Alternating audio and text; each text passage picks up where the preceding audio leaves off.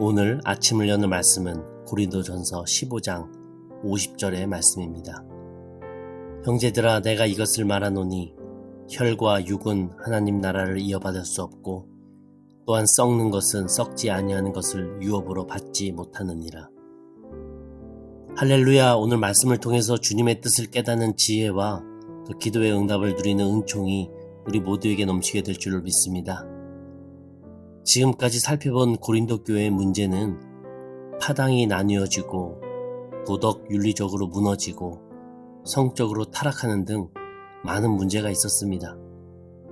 교회 안에서 왜 이런 문제들이 생겨났는지 그 원인을 짚어보면 믿음의 정수인 복음이 흐려지고 종교 생활의 대가인 인간적인 칭찬과 또 욕심을 추구하는 것에 그 표면적인 이유가 있습니다.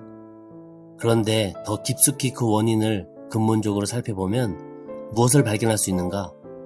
사실 저 천국에서의 삶을 기대하기보다는 이 땅에서의 삶을 더 중요시 여기고 천국보다는 이 땅에서의 행복을 더 기대하고 있기 때문입니다. 천국에서의 칭찬과 영광보다는 이 땅에서 즉시 내가 느끼는 그 칭찬과 누리는 그 영광을 원한다고 하는 것이죠. 한마디로 천국 소망은 약해지고 이 땅에서의 희망인 나의 영광이 강해질 때 종교단체에서 나타나는 전형적인 모습이 지금 고린도 교회에서 나타나고 있었다고 하는 것입니다. 사도 바울이 이 소식을 듣고 가슴을 치며 그 해법으로 오늘 이 15장을 기록하고 있는데요. 그 해법이 무엇인가? 부디 서로 사이좋게 잘 지내세요가 아니라 부활을 믿으세요 였습니다. 그리고 그 부활을 진짜 믿는다면 이 땅에서 그렇게 나누어지고 무너지고 타락하며 살 수도 없고 그럴 필요도 없다라고 지금 설득하고 있는 겁니다. 좀 더 구체적으로 어떤 부활인가? 단순 영의 부활이 아니라 육신의 부활을 믿으라고 정확하게 말하고 있습니다.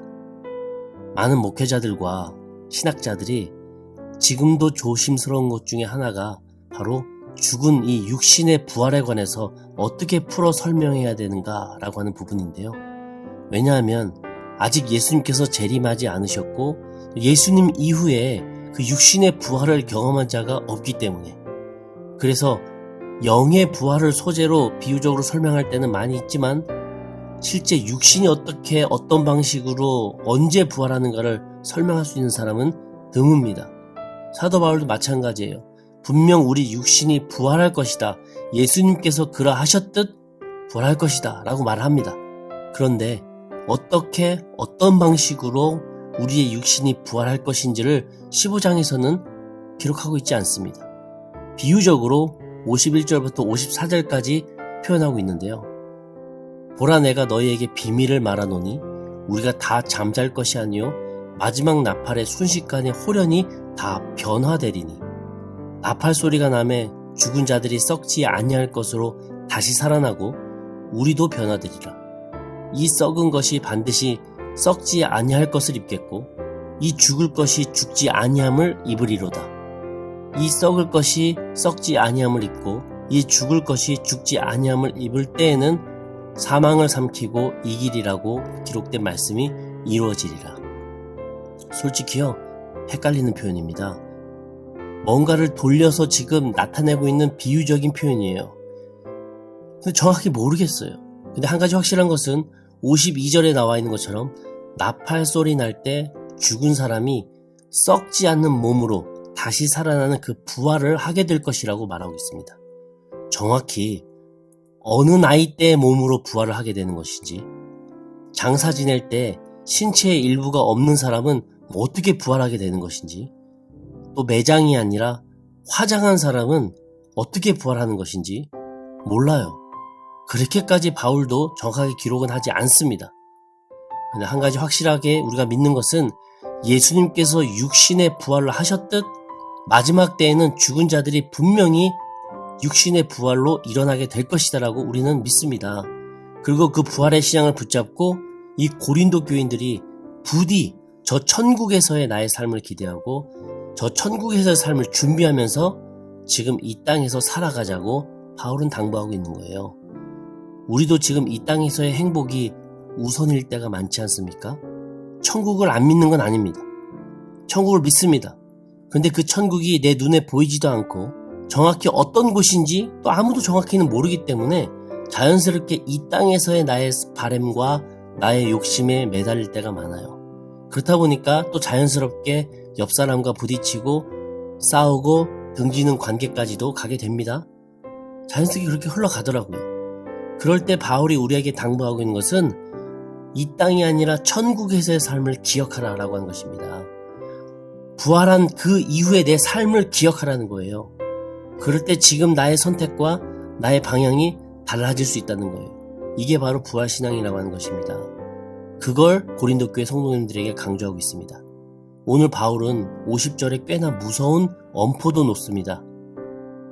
형제들아 내가 이것을 말하노니 혈과 육은 하나님 나라를 이어받을 수 없고 또한 썩는 것은 썩지 아니하는 것을 유업으로 받지 못하느니라. 한마디로 내가 이 땅에서 살아갈 때 하나님의 나라를 이어받지 못할 육신으로 내가 살아갔다면, 즉 썩는 것을 추구하면서 내가 살아갔다면 하나님의 나라를 이어받을 수 없고 썩지 아니하는 것이라고 표현된 그 불멸의 삶을 유업으로 받을 수 없다라고 정확하게 말하고 있습니다. 이 구절을 제가 함부로 타락한 자의 육신은 부활할 수 없다, 또는 혹 부활한다 할지라도 벌받을 것이다 라고 해석하기에는 참 위험하고 어려운 구절입니다.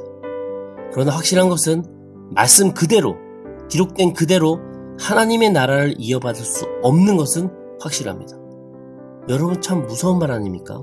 천국을 가지 못한다는 거예요. 왜 이렇게까지 강하게 고린도 교인들에게 부활을 강조하고 있을까요? 19절에 바울이 이렇게 말합니다. 만일 그리스도 안에서 우리가 바라는 것이 다만 이 세상의 삶뿐이라면 모든 사람 가운데 우리가 더욱 불쌍한 자이니라. 이 땅은 천국으로 가는 중간 과정의 하나뿐인데, 잠시 지나가는 시간일 뿐인데 왜 이렇게 여기서의 삶이 전부인 양 여기가 마지막인 듯 불쌍히 살아가고 있느냐라고 말하고 있는 것입니다. 부활 이후에 그 다음 생애인 천국을 바라보자. 사실 이걸 처음부터 끝까지 바울은 강조하고 있는 거예요. 부활 이후에 있는 천국을 바라보자. 그러면서 이 부활장의 결론이 무엇인가?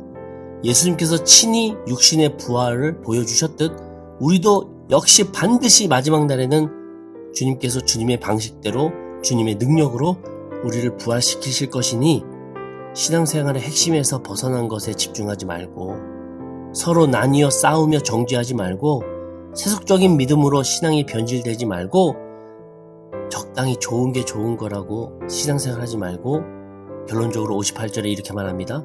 그러므로 내 사랑하는 형제들아 견실하며 흔들리지 말고 항상 주의 일에 더욱 힘쓰는 자들이 되라.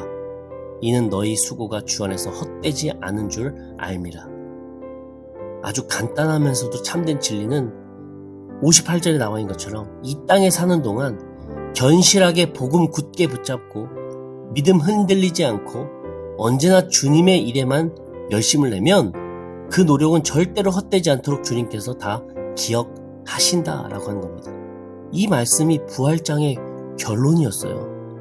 우리도 바울의 이 결론을 잘 기억하면서 이 땅에서의 삶이 전부가 아닌 천국을 사모하는 그 신앙생활을 살아가다 보면 자연스럽게 이 땅에서 예수 그리스도의 향기와 또 빛과 소금의 역할을 감당하는 주님의 자녀의 삶을 살아내게 되더라라고 하는 것입니다.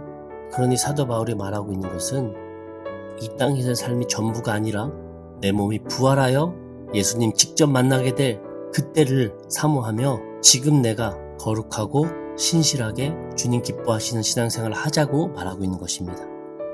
이런 부활의 천국 소망을 갖고 오늘 하루도 신앙생활 하시는 저와 우리 성도님들 다 되시기를 주님의 이름으로 간절히 축원합니다. 아멘. 우리 함께 기도하시겠습니다.